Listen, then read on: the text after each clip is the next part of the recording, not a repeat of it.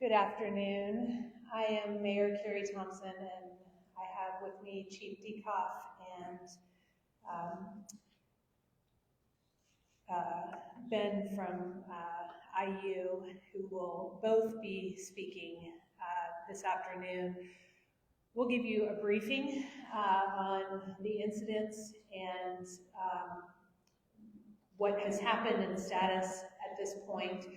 And then Chief Diekhoff and I will take questions at the end of the briefing. It is, of course, an incredibly sad day anytime there's violence in our community, and anytime, especially, there are victims of gun violence. We condemn gun violence unequivocally in any form, and my thoughts are with those that were injured last night. Little 05 is a time when we have lots of visitors in Bloomington, including alumni, as we saw from the national championship. We have many visitors in Bloomington for many significant events, and protocols in place to try to support crowds and keep them safe. That worked incredibly well for the national championship. And unfortunately, people brought guns to the party last night. Our police were present throughout the weekend on Kirkwood and throughout the city, assisting with crowd management and safety. I'm incredibly proud, not only of the cooperation between Chief Diekhoff's Bloomington Police Department, Ben Hunter, and the IU Police, and the Indiana State Police, but also that even with such a violent incident in our community, our cooperative police response remained nonviolent. After every large gathering or violent incident, the city does a review. We will be doing that in the coming days again, and we're committed to update policies and procedures as needed to increase safety at public events. It has been suggested that we forbid guns from public gatherings in the future in Bloomington.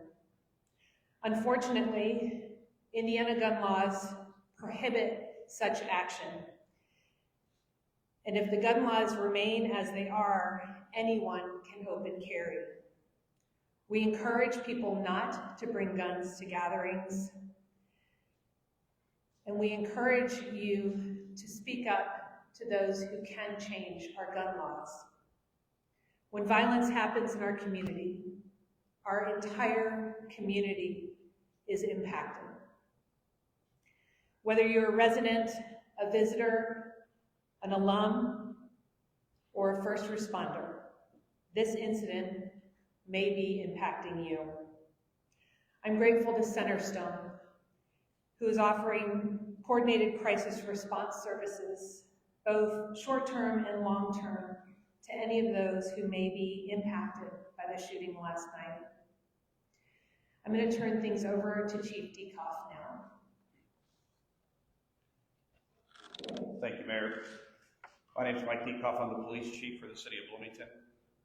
Last night at approximately 12:25 a.m., Bloomington Police Department officers were stationed in the 400 block of East Kirkwood monitoring a large crowd that had gathered in the street.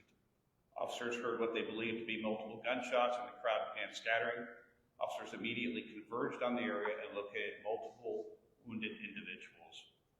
It was originally believed that up to 9 people had been injured as a result of gunfire, but now we believe that there were 5 people that were actually injured by gunfire and fragments from bullets.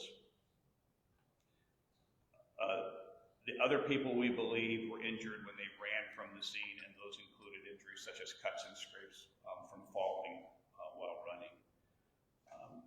The individuals currently known to have suffered injuries were a 20-year-old female, an 18-year-old female, a 22-year-old female, a 17-year-old female, and a 21-year-old female. All were treated and released except one who had been admitted and is in stable condition. At this time, we are reviewing cell phone footage and video footage from nearby businesses. It is believed that a fight broke out between two females near the front of the Five Guys restaurant on Kirkwood. During the fight, multiple individuals can be seen drawing handguns, and it is believed that two separate individuals fired their weapons. At that point, everyone began running from the scene, and officers rushed to the area to begin to look for victims.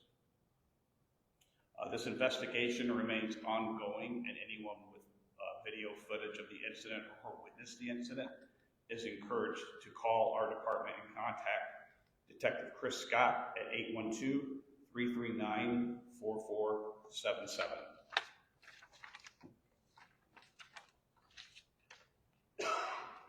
I want to reiterate what the mayor said about cooperation amongst law enforcement agencies. We had several officers stationed in the area to monitor the events. The event was going very peaceful until the shots broke out. When we needed assistance, the Indiana University Police and the Indiana State Police were there to assist us. And so we do appreciate that help. But I want to reiterate, this was not just random gunfire. It was a fight between two people that had broke out, and the shots were fired. We did have people quickly in the area. We were able to get ambulances in the area very quickly to tend to those who had been hit.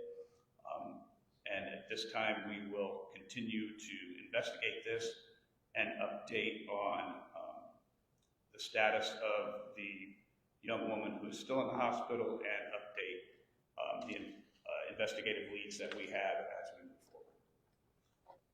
Turn it over to Superintendent Ben Hunter. Thanks, Chief. Good afternoon. My name is Benjamin Hunter. I'm the Associate Vice President and Superintendent for the IU Police Department. I want to thank the Mayor and the Chief for inviting us here today. We joined the IU community and the City of Bloomington in condemning this act of violence. There was unprecedented cooperation, and I know that Chief Diekhoff and I were on the scene, and I want to extend my thanks to the Indiana State Police, the Sheriff's Department, and other law enforcement agencies that were there. The IU Police Department and Indiana University stands ready to assist the City of Bloomington in any resource that we have, and availability to assist them and help them in this investigation.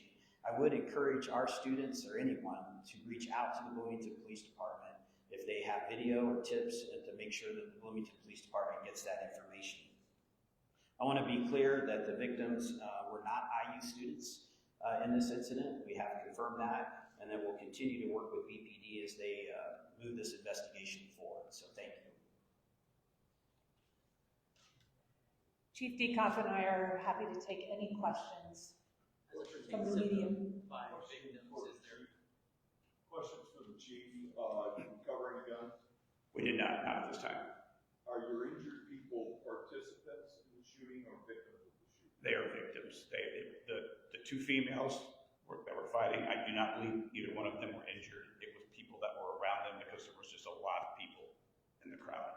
So then if they're not necessarily participants, if they're victims, have you been able to talk with the people who were the targets of the shooting?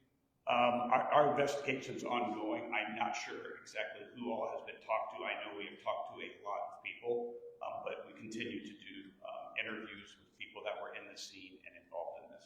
So there were shooters aiming for targets, but your injured people are not the targets.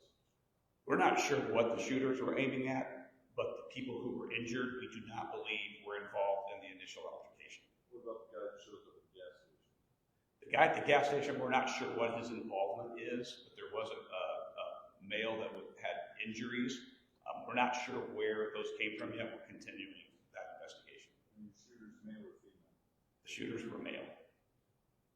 How big was the crowd, would you estimate, when the shooting happened? I would estimate it was probably 2,000 to 3,000 people. Or were people just milling around like with music and drinking and partying like Little Five regularly is? Or was there Yes, people were just milling about, hanging around.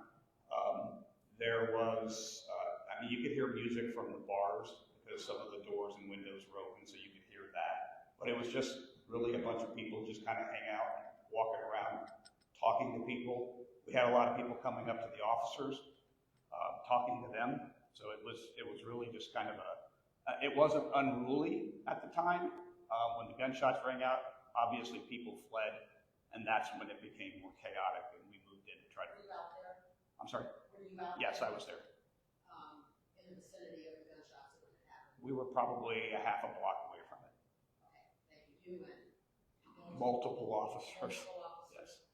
Okay, thank you. When it comes between the two nights, obviously you guys did some crowd dispersement Friday. What was the reasoning for there not to be similar actions on Saturday? The crowd was much larger last night than it was on Friday night, and so it would have become a resource issue. And our belief was if we tried to move the crowd, that probably would have caused more problems. There wasn't really any reason for us to move the crowd because everybody was pretty jovial and happy until the gunshot stopped. When it comes to the two male individuals that you said are the ones responsible for opening fire, is there any more description that you can give us on their appearance? You know, height, race? Yeah, not at this time. Are you doing flock video footage? Well, so Flock, remember, takes pictures of license plates. Right. And so we don't know that they were in vehicles. So you don't So- have, like, people saying they saw certain cars? No, we have no vehicle descriptions. Okay, so it might not, it could have been a car driving by or just someone in the crowd shooting? Well, there were no cars down there. We had the roads blocked to vehicle traffic. We do have video cameras, and we are reviewing that footage, and we're also getting video camera footage from the surrounding businesses as well. Okay. Do you know about how many other individuals were injured in the crowd escaping? Was it just the 4 that initially the original 5? I don't believe that there were anyone else that like fell and scraped that went to the hospital. I think the people that went to the hospital were all injured from either bullet fragments or actually being shot.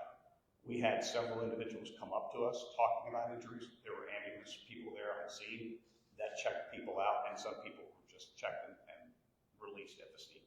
Speaking of the crowd, there was a large crowd out that was still there on the field. What was the protocol for dispersement after that, and still keeping safety of those present? So we had to secure the crime scene. So it started small, and we just kept pushing people back to expand the crime scene because obviously we're looking for weapons, shell casings, things like that. And so we just kept pushing the crowd back farther and farther, and eventually they all left. I was there last night. I saw the officers patrolling 5 guys outside. Was there anything that you guys happened to find on that scene? We did find some shell casings. Yes. Mayor Thompson, you From said, different guns. question for Mayor Thompson, you said that it's important for people to feel like Bloomington is inclusive, but when you talk with your police chief and you find out all 5 of your victims are from South Bend, Plainfield, and Indianapolis, what's your reaction hearing that it might be potentially people out of the city that are causing some of these issues? You know, we welcome visitors all the time to Bloomington, and naturally, many of our students are also from outside of Bloomington, and so it hasn't been confirmed that either the shooters or the victims were not actively living in Bloomington. As the mayor of this city, it's my job to put in place policies and procedures that keep people safe, and we're committed to doing that, whether you're a resident or a visitor. Does last night's incident give you any second thoughts about whether or not Flock would assist in a situation like this? The brand name Flock is being discontinued from use in the city. We are looking at alternatives to that technology to ensure that we can still retain the level of safety and accountability that we have become accustomed to. Alternative license plate readers? Perhaps. The Little 500 is a massive meeting for visitors and students alike. We're looking ahead to next year. I'm sure this is on your head. What is the thought process or plan for next year to make sure this happens? So we'll be reviewing everything that did happen and every protocol that is within our power to ensure safety. Again, we want people to feel welcome to come to Bloomington. We want them to be able to celebrate and have fun here. And the fact of the matter is, our gun laws enable anyone to open carry on our streets, and there's nothing we can do about that. We'll be reviewing everything that happened. Anything that we possibly can do to improve safety, we will be doing it. We're actually only taking questions from the press right now. Thank you.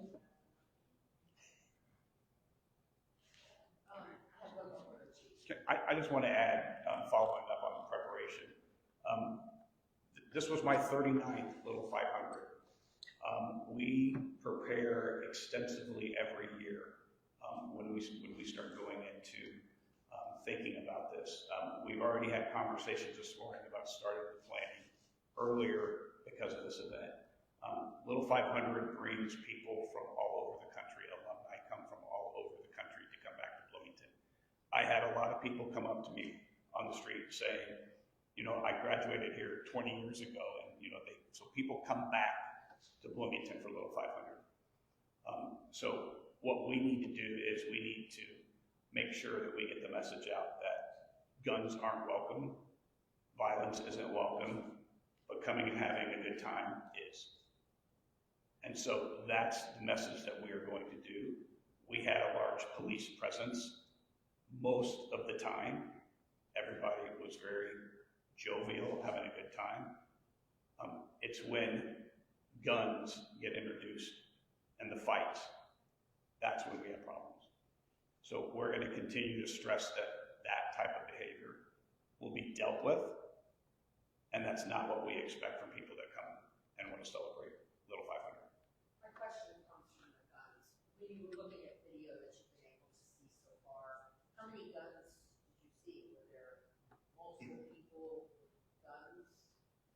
I'm not, it's still under investigation, and so I'm not going to talk about that because I don't want to jeopardize what we're doing with our investigation. Obviously, it was a very large crowd. There's lots of people, and so we're looking at all video to try to determine who did what. And so I think it would be presumptuous of me to say that a certain number of people were involved when we're still looking at all of the evidence. Will you be making the names of the victims public? No, our policy is we don't name victims because we don't want to re-victimize them, so we will not be. Monroe County Sheriff Ruben Marte has sued the state over the enforcement of immigration laws, a new law that was passed. Gun laws have come up several times as a lamentable point. Has the city considered suing the state over the fact that open carry is allowed in the state of Indiana in order to push the legal issue?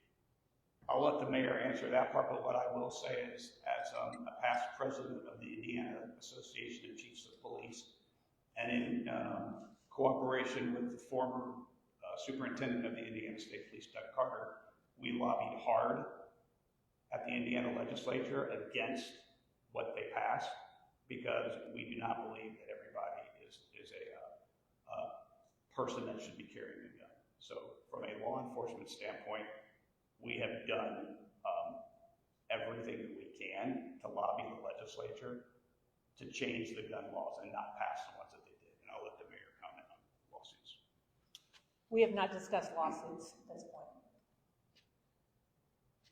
Question to the chief. It looked from the press release as though one individual was hit by a direct gunshot wound and the other four were injured by bullet fragments. Can you explain a little bit more about those wounds and the weapons? So someone injured from a bullet fragment, what happens if a bullet hits concrete or a hard surface? It's lead, so it will fragment. And so the velocity that a bullet comes out of a gun is very fast. So when it fragments, it still has enough force to cause injury. So they would have one injury I saw was a woman it was like a deep cut on the back of her leg. So it would be those types of injuries. The young woman that actually had a gunshot wound, it was, I believe, in her abdomen, and either went in through like an armpit area and exited, or went in through the abdomen and exited through the armpit. I'm not quite sure which way it was, but that was the extent of the injury. And so only one individual was directly injured by the rest, correct? Well, it's still considered a gunshot wound, but it was a fragment from a bullet. And just to reiterate, so you got shell casings, you think, from 2 guns? I don't know how many shell casings.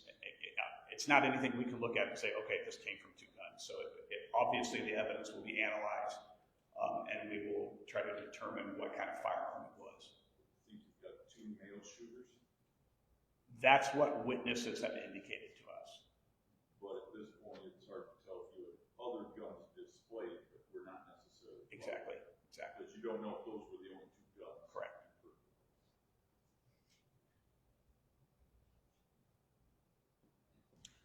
Okay, thank you so much for your time, and really appreciate the press being here to be able to get the word out to our residents. Thank you.